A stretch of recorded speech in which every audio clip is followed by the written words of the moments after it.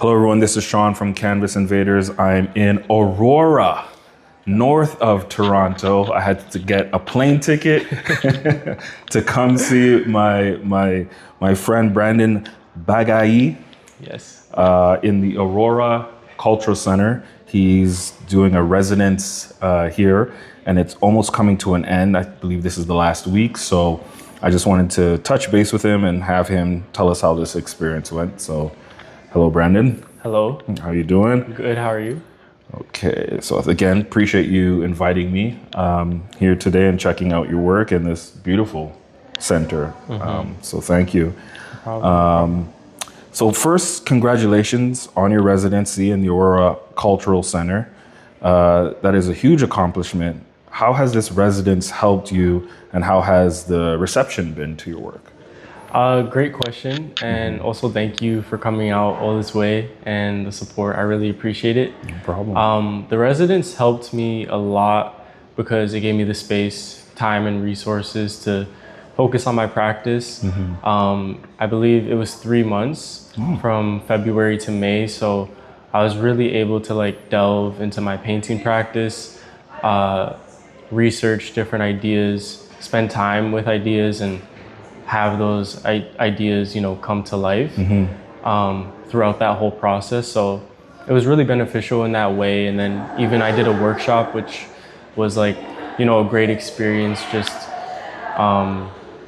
having that hands-on experience leading a workshop with youth.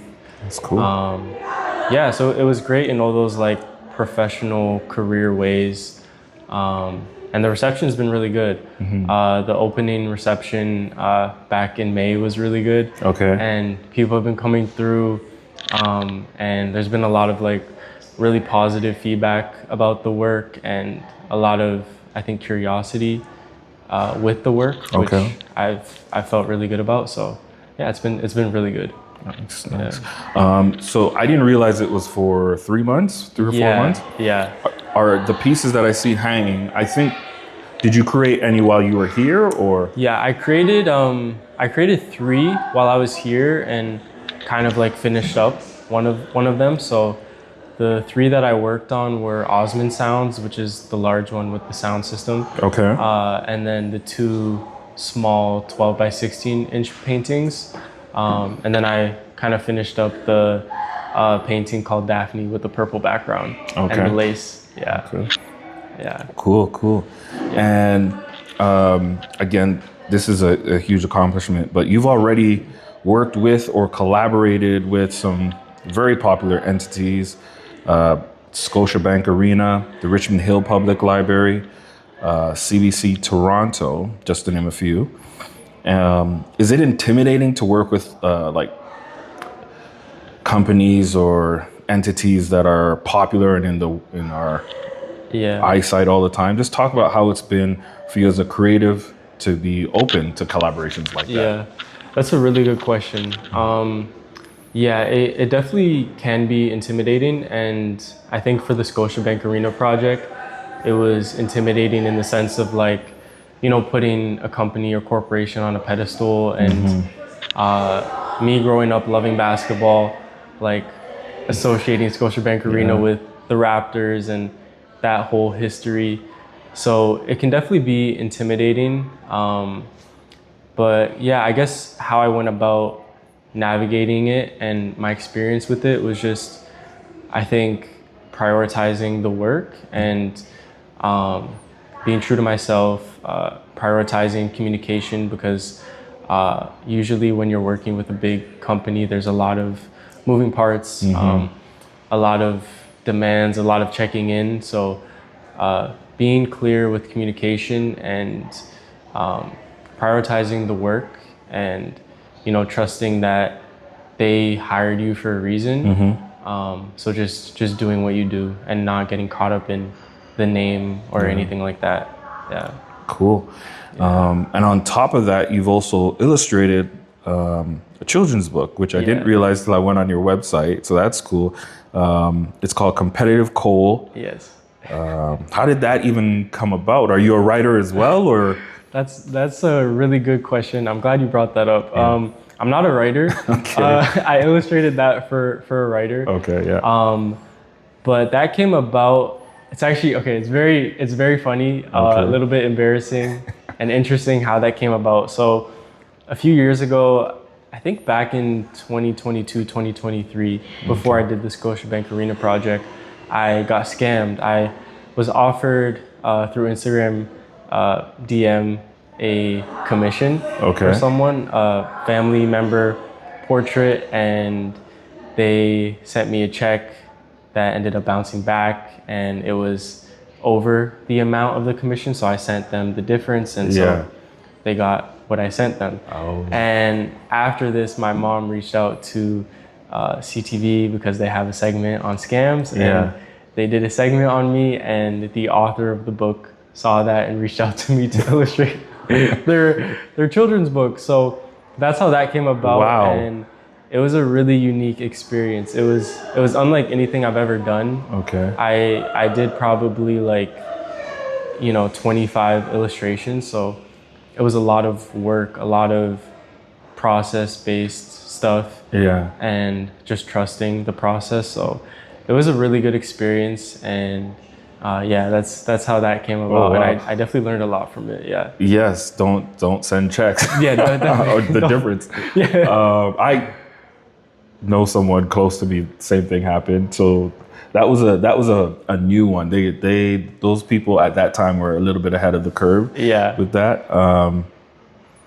But was the writer, are they Canadian? Yeah, she's Canadian. Okay. Her name is Sue Marchioli. Okay. I forget where she's based, but yeah, she has a few children books. Okay. And yeah, she was working on this story about this Black boy kind of dealing with learning to, I guess, deal with loss in sport, and just learning to have fun with it.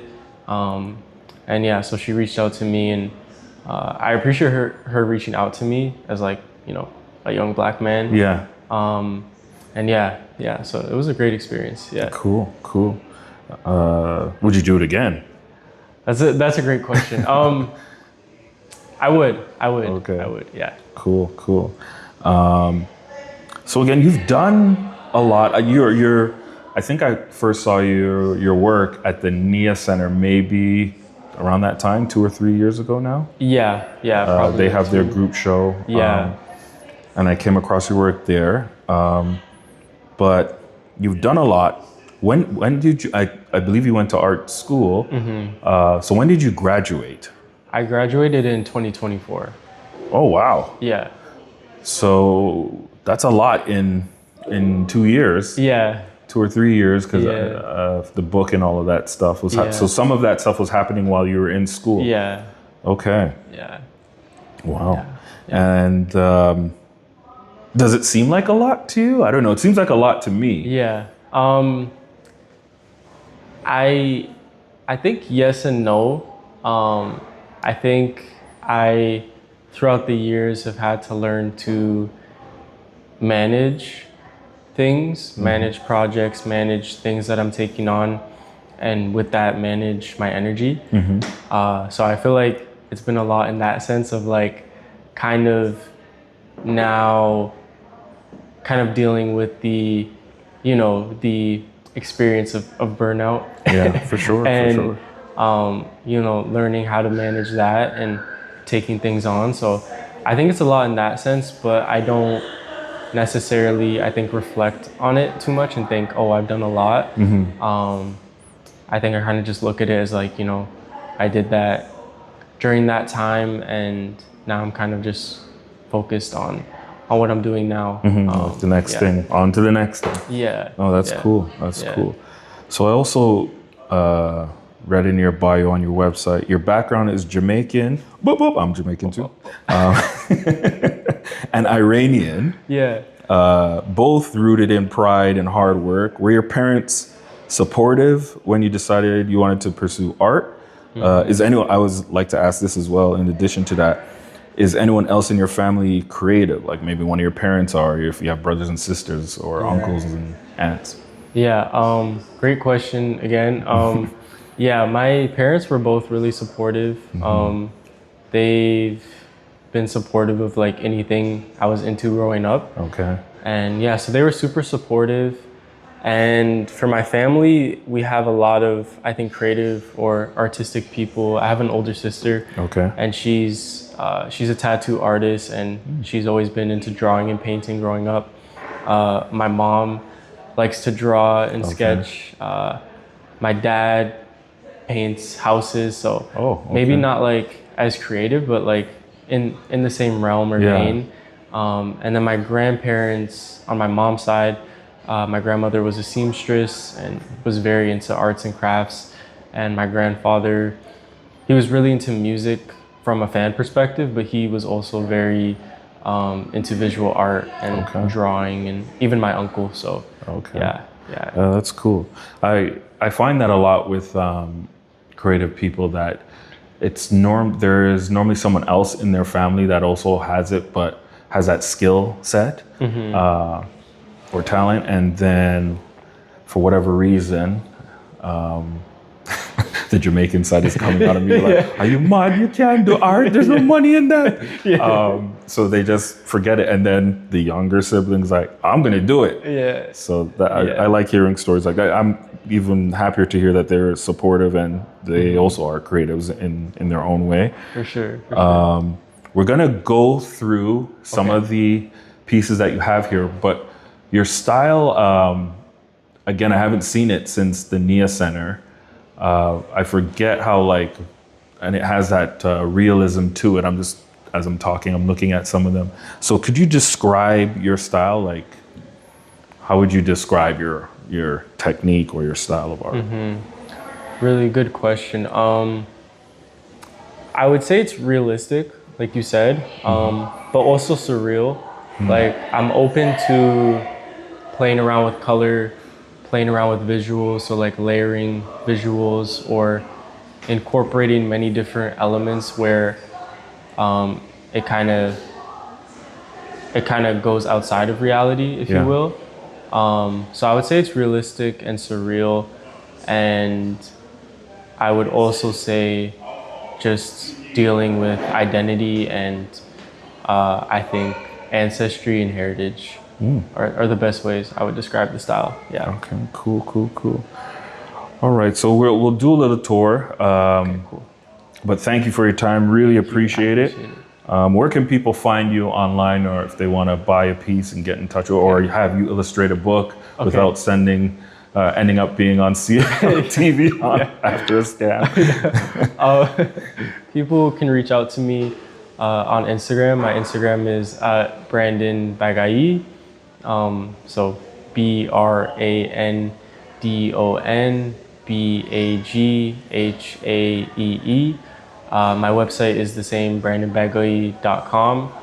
And my email is bbag_HLL@yahoo.com. So cool. Any way you want to reach out or check out my stuff is excellent. I'll put it in there as well, just for the people. Cool. Thank you very much. Thank you.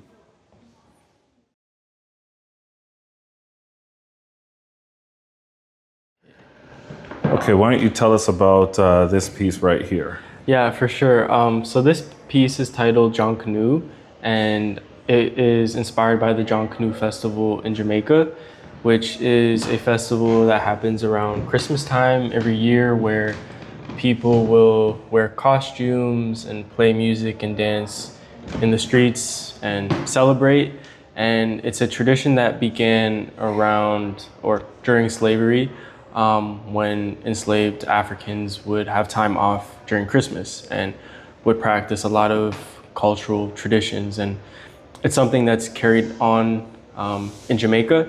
And so I was really inspired by this tradition, and I was very inspired by the costume, the garments, and kind of exploring this with my figure. So I've layered a costume that's typical of the costumes in this festival with my figure, and am just kind of playing around with color and the layering. And I'm also playing a recorder flute, which is a reference to the instruments from the festival. There are a lot of flute-like instruments. And within this work as well, because I was thinking about history, culture, and time, for me, there was this element of nostalgia. So the recorder kind of symbolizes nostalgia for me. It's an instrument I grew up playing.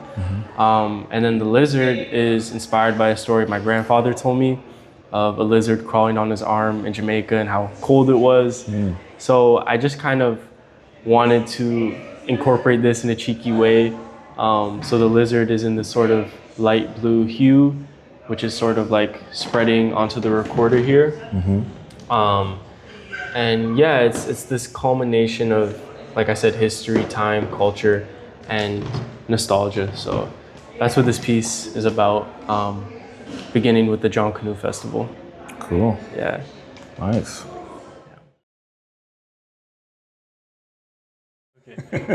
So this painting that I'm with is titled Daphne, and it's a piece that honors and remembers my grandmother, whose name was Daphne. And I kind of begun thinking about this painting with the lace, which is something that captures a lot of people's attention. And I was thinking about my grandmother and one of her main habits of being. And I was also thinking about this idea of habits of being as a site of belonging and sort of something that can serve as a place of identity and I think self. So for her, it was being a seamstress and working on different garments, and she actually sewed her own wedding dress and my mom's wedding dress. So it's this history of these white lacy garments, and I felt like using the white armor suit would be a great opportunity to incorporate the lace cape, because some medieval armor suits have capes. And then in the painting, I'm painting a portrait of my grandmother and my mom as a child. And it's in this 15th or 16th century stained glass style.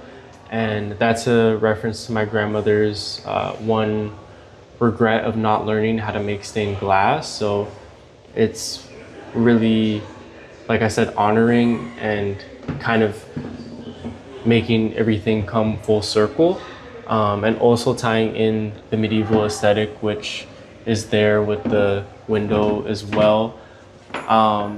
Yeah, and then the other elements, so going into this painting, I really wanted to have still life elements within this large scale. So there are baby's breath flowers in this vase, there's a cross, and there's a Mary figurine. All these elements are from my grandmother's funeral.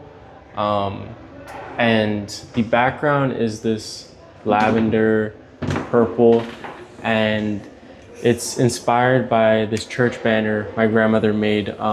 She would regularly make church banners out of felt, and one of them, which was the one that symbolized my baptism, I believe, it was in this like lavender, purple, and it had a like lime green cross on it. So I used that color scheme kind of for the whole painting and the cross here.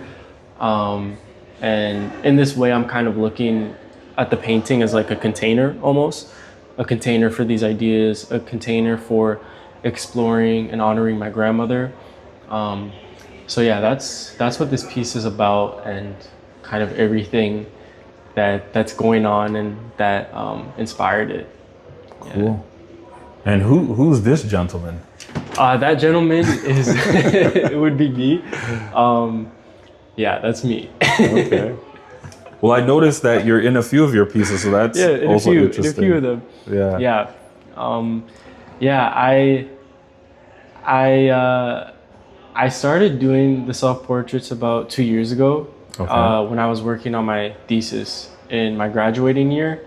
And it kind of began because I, before this, would make a lot of like illustrative work, which it was kind of realistic but still illustrative in a sense. Like I would exaggerate certain uh, body parts or things of that nature, and it had this very sort of cartoonish feel while still being very rendered.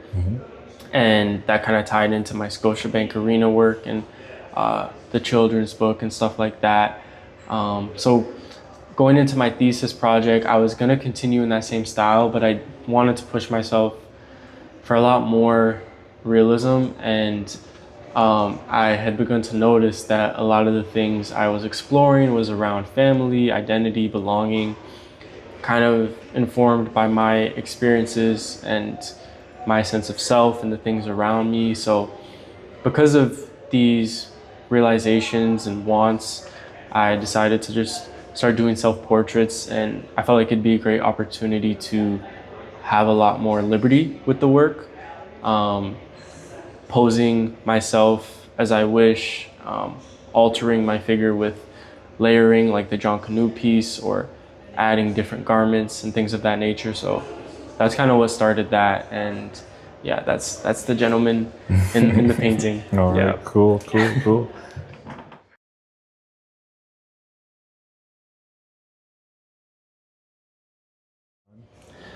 So this piece is titled Anansi, and I created this while I was in residence at the NIA Center. And during this time, I was very focused on exploring Jamaican cultural history and perhaps some of the, in my opinion, maybe more obscure history, like John Canoe Festival. And I was really intrigued by Anansi and kind of the mythology and folklore within Anansi and his stories and his history. So Anansi is a half spider, half man figure that came to Jamaica from West Africa through slavery. And a lot of representations of him show him as this man with 8 arms, 8 spider arms. And I really wanted to explore this visual and have the spiders kind of going through the arms, webbing through the arms. I felt like it was really interesting and something that I was very drawn to portraying.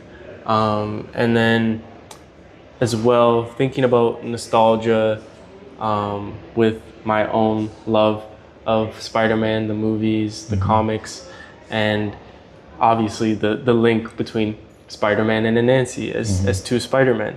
And because of that, I added the webbing to my face and body that you see on the Spider-Man mask and suit. And yeah, so I really look at this painting as sort of an exploration of these ideas. Not necessarily a study, but sort of just like a foray into these ideas in Jamaican cultural history. And yeah.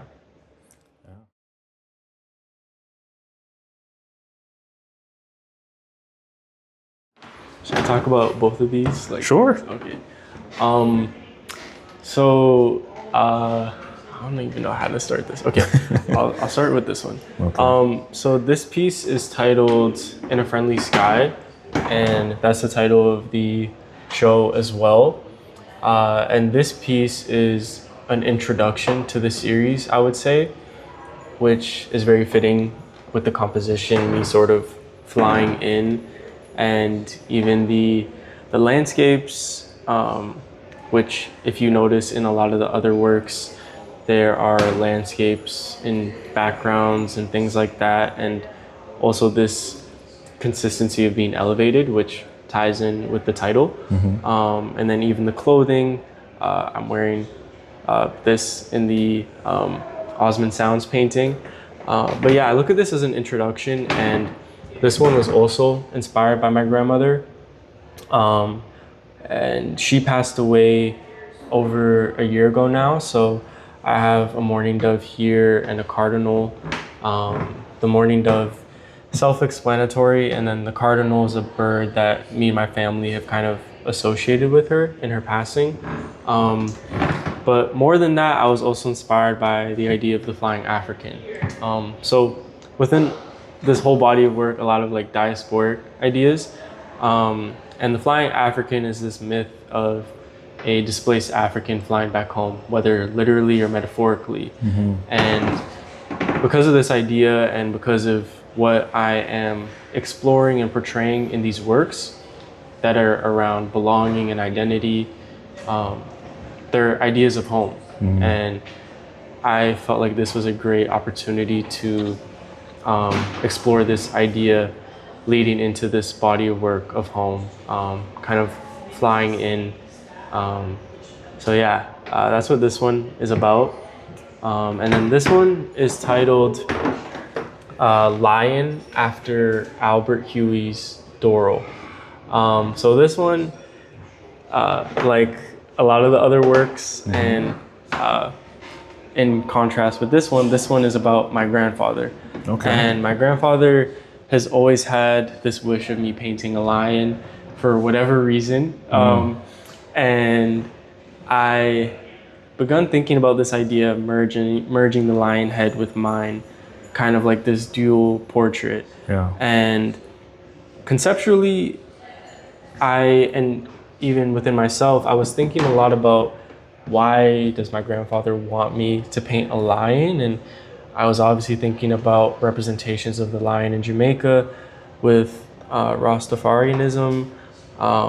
And even outside of that, it's just this symbol associated with Jamaica and perhaps Jamaican masculinity, Black elder masculinity. And so in this way, I was really looking at the lion portrait as maybe a representation of my grandfather and an honoring of him. And then the title, Lion after Albert Huey's Doro, is inspired by this painting called Doro by Albert Huey, who was a Jamaican painter. And he painted this portrait of this boy, and it's believed to be one of the first post-colonial Jamaican paintings. And there are a lot of still life references to Jamaica's newfound independence and sovereignty within the painting. And because of this painting and its symbolism of resilience, I wanted to incorporate that with the lion and resilience and black identity. And so the pose and kind of my face is inspired by that painting and the boy in that painting. Yeah, so that's kind of all the things that I was thinking about going into this work. Cool. Yeah. Have you ever been to Jamaica? I've been twice. Okay, nice, Yeah. nice. Yeah, I've been twice, but I gotta go back. Yeah. I gotta go back. Probably not in the summer. Yeah, yeah. But when it gets cold here, you go there. Yeah. I feel like I've been like early, maybe like spring. Okay, both times. And then actually one time in the fall. Yeah. Well, it's there's things to do throughout the year, but which part of Jamaica is your family from? On my grandfather's side, I think they're from Kingston. Okay. And on my grandmother, I believe they're from St. Elizabeth. Okay. I believe. Okay. Cool. Yeah.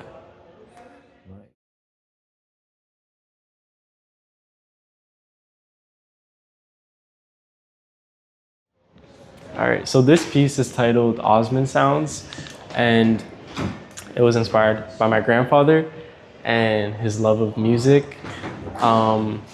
He has a huge vinyl collection, and growing up, going to my grandparents' house, I can remember music, especially like jazz and soul music always being on. So I think I associate music with him a lot, and similar to Daphne, and how I was thinking about my grandmother's habit of sewing and being a seamstress, I was thinking about my grandfather and his habit of being with music and music collecting. So to honor this, I put my grandfather's portrait on a record case, and I'm placing the vinyl on a record player, and it's connected to this vintage sound system that reads Osmond Sounds.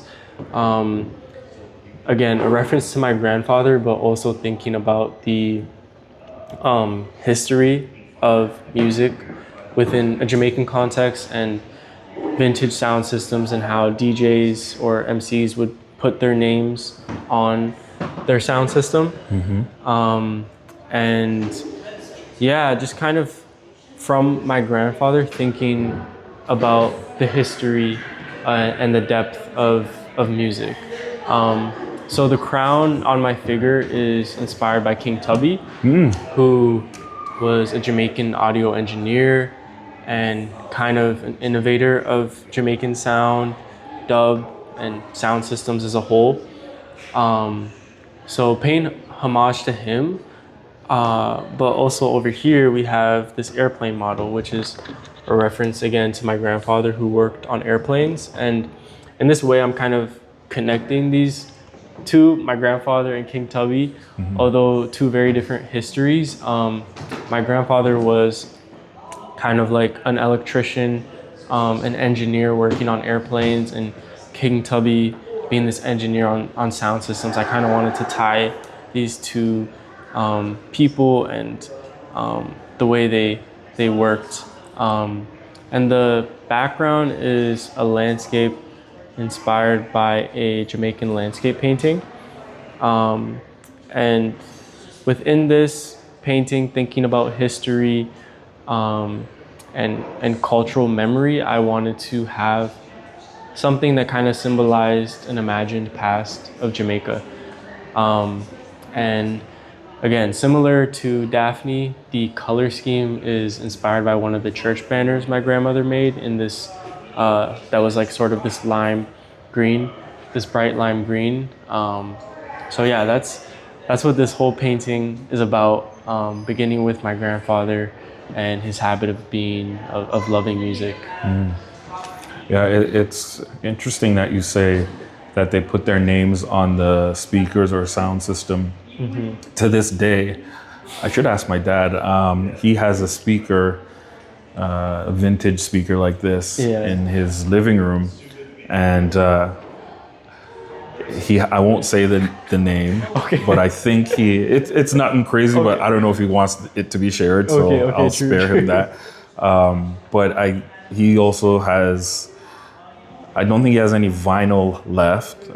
He might have in storage, but he was up until this day, like he collects, he puts the music on a CD. He has like a mixer and stuff, and his mixer broke, so now he's trying to get a new one. But to get a new one is like thousands of dollars. It's like, do I still do this? But music is a crucial part of, I think, the culture. It is probably the main culture in Jamaica. It's like it touches everybody, even like from the beginnings of like ska and reggae to a lot of the gospel, and then the infusion of like secular music with the gospel is like everyone knows the under the blood, like everyone knows that now, but that's a preacher who's doing like a dance hall style preaching. So, and there's I believe Jamaica has music in its soil, and I think it comes out in its people. So that's real cool. I really love the piece. Again, I love the palette that you use, the colors. I really like this idea of putting the portrait in the of your grandfather on the album cover. Thank you. Looks like he's dropping the hottest single in 1945. He's the new artist to watch in 45. 45. Yeah. That's amazing. Well, thanks again. I think we went through the majority of these. Yeah. And this is here till next weekend. Yes. I'm going to be honest, I don't know if I'm going to be able to get this out before it's over, but I'll make a little clip just so we can get people to come out and see. And I hope you get to do more residencies or have solo shows maybe coming up as well. Thank you. Or group shows. Thank you so much, Brandon. Really appreciate it. Thank you so much, Sean. I appreciate your time. No problem. Appreciate it. Take care.